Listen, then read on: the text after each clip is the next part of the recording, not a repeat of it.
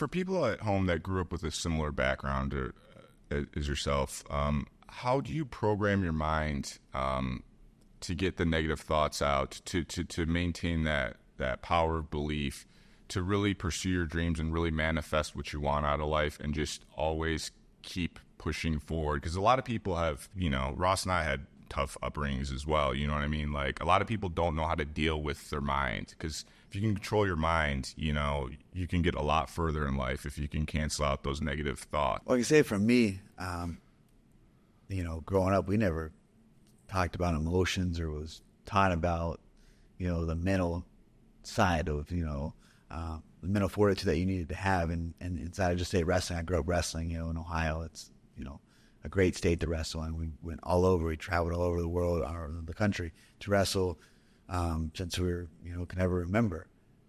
So, the wins and losses, and maybe not getting the state title or not getting the national title. But for me, it was always like the light at the end of the tunnel. Like, what at my hardest days of workouts, or the day the dog kicked out of me, or I didn't do so well at the tournament, or the days that I won, I was amazing, I felt great. What was always my end goal? Like, I always had something like I had to chase. Like, I was chasing more than just a medal at this tournament. I was chasing far more greatness. Like, I visualized and manifested even before I knew what that kind of stuff was. Until I read the Alchemist book and then the power of the book, The Power, all these other books that show you about manifestation, visualization. Like, I can just always remember I was a freshman in high school and projected not to place in the state tournament. I think they placed top 6, not even place, but had like a Brakeman report, they call it, preseason. They rank everybody, who will be the state champion, who's, this, that. And then I was like 9th. Like, oh, this is a freshman, but it could be a dark horse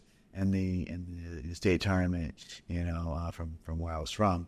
But I was always in class, and I would write on my planner, like, Cody Garbrandt, freshman state champion, weight class, Claymont. And I remember my mom, when we were younger, she got us state wrestling tickets. It was a huge thing. Go to the state tournament in Ohio at the Jerome Shot Scene Center. Like, oh, it was amazing, to go watch her. As all of our teammates, or our school I went to, the high schoolers made it there. So we were wanting to represent and go down there. But going in there, we were in the nosebleed. We had binoculars, but I got the visual. I got the vision. I got the announcer's name, or his voice. And that was in my mind.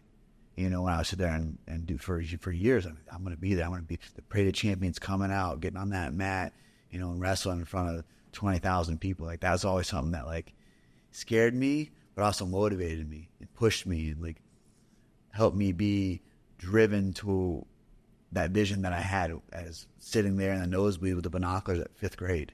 Like, to be able to go and do that. So for me, it was always like, first identifying what you want to do, what's your dreams. And there's going to be, I understand there's going to be people that's going to always deter you away from that and tell you can't do this, can't do that. For me, it was always just like, first, if you're blessed with the dream, you have vision, like, be thankful. Because a lot of people can't see past that vision, can't see past, something far rarer than just being mediocre.